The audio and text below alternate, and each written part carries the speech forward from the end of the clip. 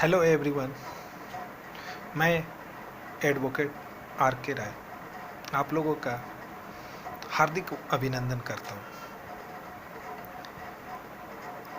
इस वीडियो के माध्यम से हम आईपीसी की सेक्शन 2 एंड 3 को समझेंगे।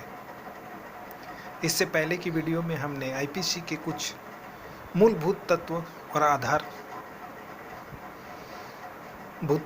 जानकारियाँ हासिल की। आज हम इस वीडियो के माध्यम से सेक्शन 2 एंड सेक्शन 3 के विषय में जानेंगे। आइए देखते हैं सेक्शन 2 आईपीसी का सेक्शन 2 क्या कहता है। Every person shall be liable to punishment under this code and not otherwise for every act or omission contrary to the provision thereof of which he shall be guilty within India। कोई भी व्यक्ति ऐसे कार्य के लिए जो इस संहिता के अंतर्गत अपराध के अंतर्गत परिभाषित है, अपराध के रूप में परिभाषित है, उस कार्य के लिए किसी भी व्यक्ति को इस संहिता के ही अधीन सजा होगी, अन्यथा नहीं होगी।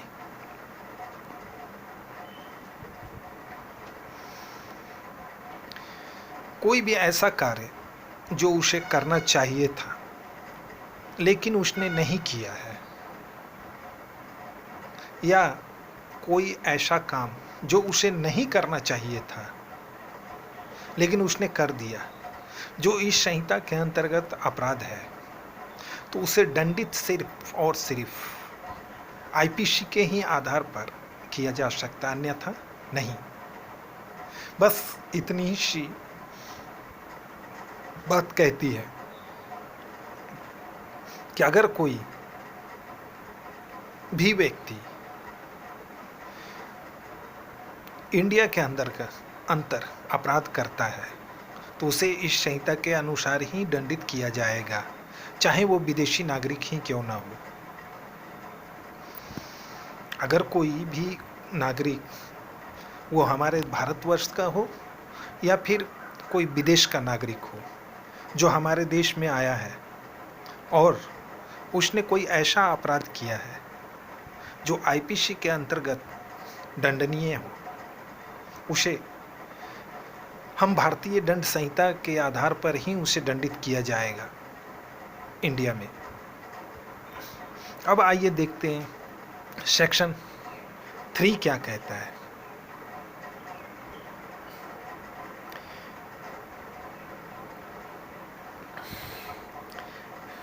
Any person liable by any Indian law to be tried for an offence committed beyond India shall be dealt with accordingly to the provision of this code for any act committed beyond India in the same manner as if such act had been committed within India। इसमें यह बताया जा रहा है कोई भी व्यक्ति जो भारत का नागरिक है कोई ऐसा अपराध करता है या ऐसा कार्य करता है जो भारतीय दंड संहिता के अंतर्गत परिभाषित है,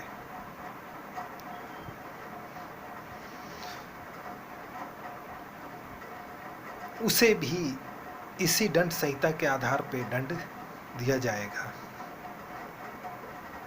और वो इसको समझने के लिए हम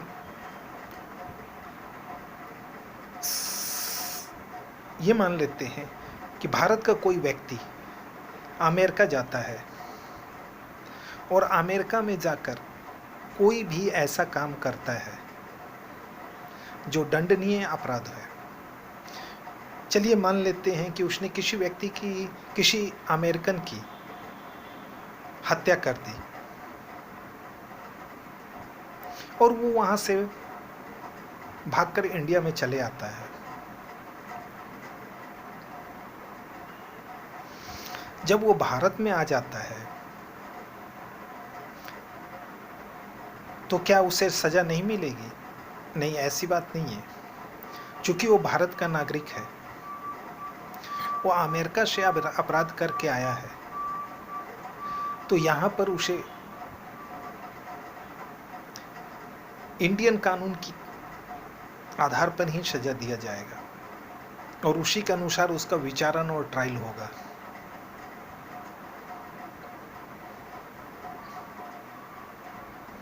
और ये ठीक उस तरह से होगा जैसे कि यह, इसमें विशेष बात यही ध्यान देने वाली है इस धारा के अंतर्गत कि उसने अपराध तो इंडिया के, भारत के बाहर किया है, लेकिन इसका विचारण और ट्रायल भारत की अदालत और न्यायालय इस तरह से करेगा मानो कि उसने वह अपराध इंडिया के अंदर ही किया है।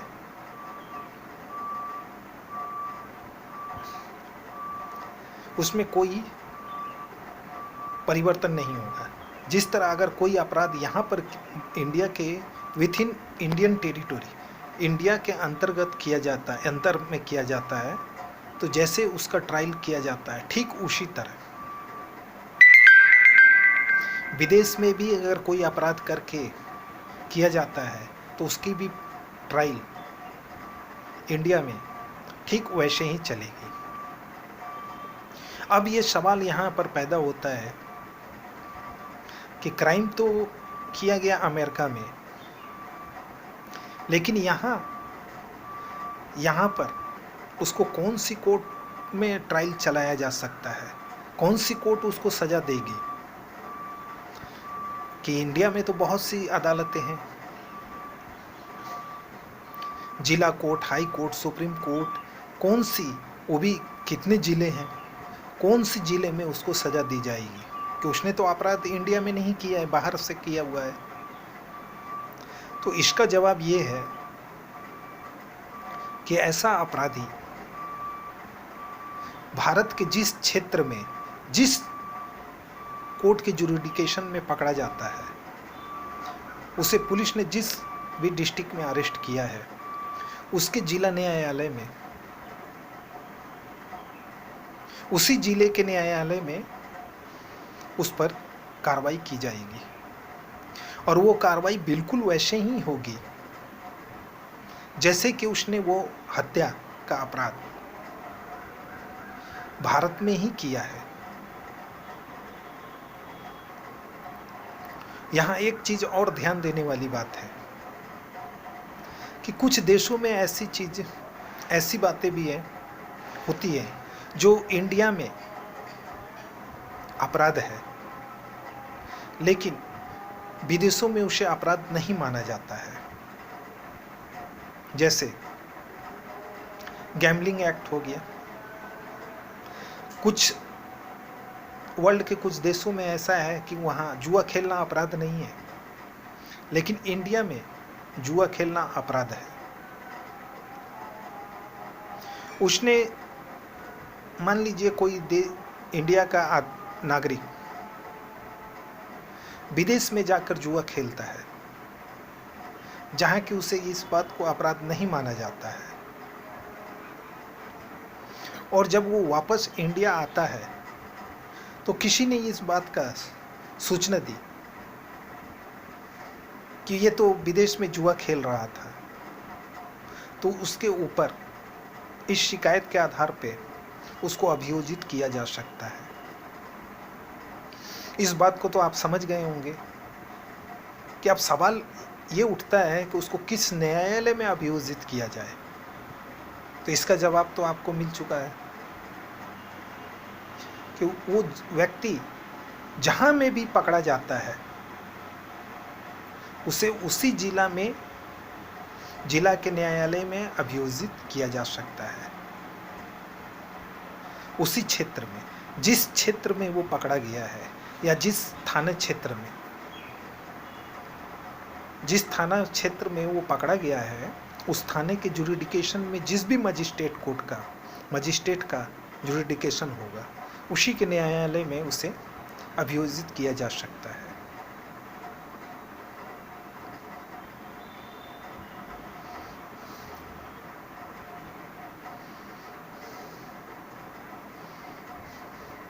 अब आगे हम एक जिक्र और करते हैं, सेक्शन 4।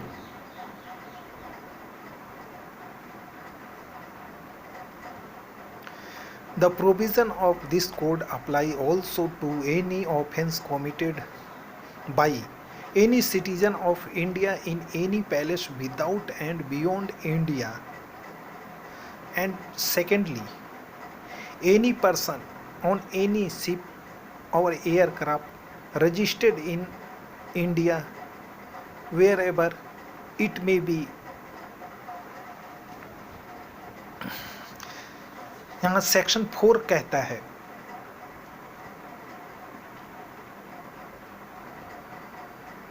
कि कुछ भारत के राज्य क्षेत्र में तो किया गया अपराध कोई भी करे, उसे तो हम भारतीय कानून के अनुसार अभियोजित करेंगे ही, उस पर भारतीय लॉ लागू होगा। लेकिन कभी कभी ऐसी भी सिचुएशन आ जाती है, जैसे इंडियन एयरक्राफ्ट, इंडियन शिप जिनके रजिस्ट्री भारत में हुआ है, चाहे वो दूसरे देश की भी क्यों ना हो, लेकिन उनका रजिस्ट्रेशन भारत में हुआ हो, उस वैसे एयरक्राफ्ट पर या वैसे जहाज शिप पर कोई क्राइम किया जाता है तो उसका भी विचारण आईपीसी के ही आधार पर किया जाएगा। जैसे मान लिया जाए कोई ऐसा शिप है और वो अमेरिका के समुद्र में खड़ा है और उसमें कोई अमेरिकन ने किसी अमेरिकन का ही हत्या कर दिया है, तो ऐसी अवस्था में यहाँ सेक्शन 4 कहता है, चूंकि वो अमेरिकन नागरिक हैं, मरने वाला और मारने वाला दोनों, लेकिन जो वहाँ पर शिप है वो इंडिया और भारत में रजिस्टर होने के कारण वहाँ पर भारत का जुरिडिकेशन है और उसका ट्रायल भारतीय कानून के अंतर भी किया जा सकता है। इसी तरह अगर कोई भी यान जिसका रजिस्ट्रेशन भारत में हो या कोई हवाई जहाज, उस पर भारत के नागरिक हो या ना हो, अगर कोई अपराध करते हैं तो उनका विचारण भारतीय कानून के अनुसार किया जा सकता है, अर्थात आईपीसी के आधार पर ही उनसे दंडित किया जाएगा। मोटे तौर पर सेक्शन 4 यही कहता है। और सेक्शन 5 के विषय में जिक्र करते हैं। सेक्शन 5 क्या कहता है?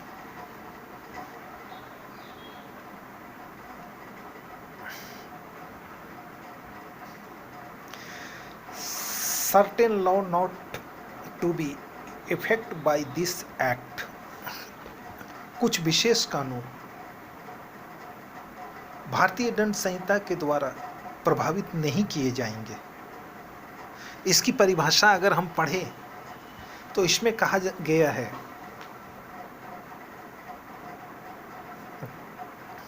Nothing in this act shall affect the provision of any act for punishing mutiny and desertion of offence soldier, heirs, soldiers, sailors, or airmen in the service of the government of India or the provision of any special or local law. कुछ ऐसे provisions हैं जैसे army act, local law और special कुछ act हैं।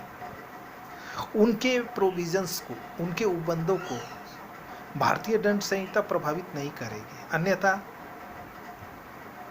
सभी अपराधों का विचारण आईपीसी के ही आधार पर किया जाएगा। परंतु विशेष परिस्थितियों में, जैसे मान लिया जाए कोई आर्मी वाला, आर्मी के अफसर, नेवी के अफसर म्यूटिनी करते हैं या डिजर्शन करते हैं, तो उनके लिए अलग प्रोविज़न होता है। कोर्ट मार्शल आर्मी एक्ट के अनुसार ही उन्हें सज़ा मिलेगी। उनके लिए आईपीसी उसको प्रभावित नहीं करता है। म्यूटिनी करना मतलब विद्रोह कर देना। कोई सेना का अधिकारी या कर्मचारी विद्रोह कर देता है या डिजर्शन कर देता है या परित्याग कर देता है, युद्ध के समय या ट्रेनिंग के बाद वो सेना से भाग जाता है, उनके लिए विशेष उपबंध है, उनके लिए सजा की।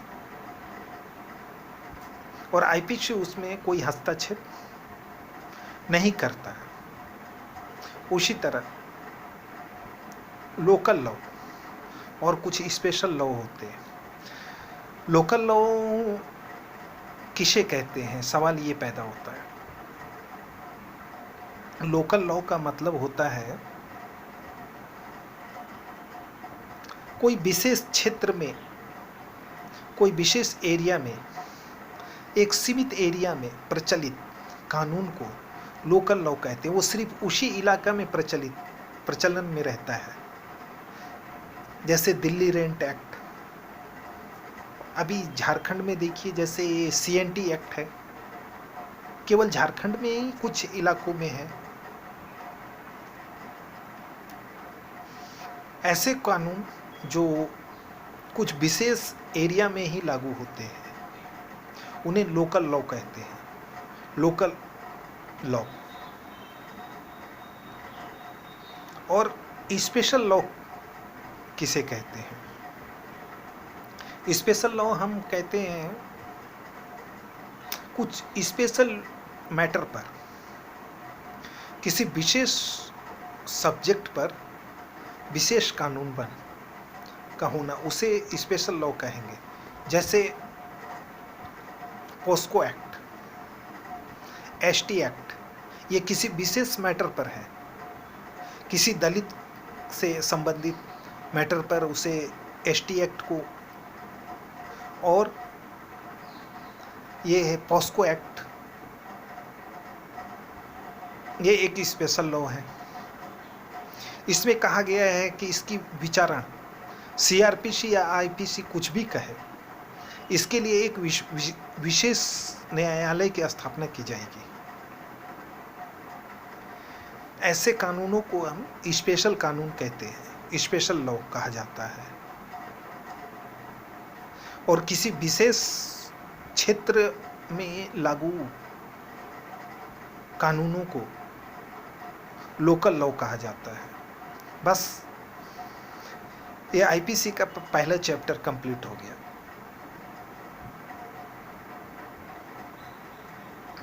अब आगे की बातें, इसकी दूसरी चैप्टर हम अगले वीडियो में चर्चा करेंगे। तब तक के लिए बाय बाय, टेक केयर।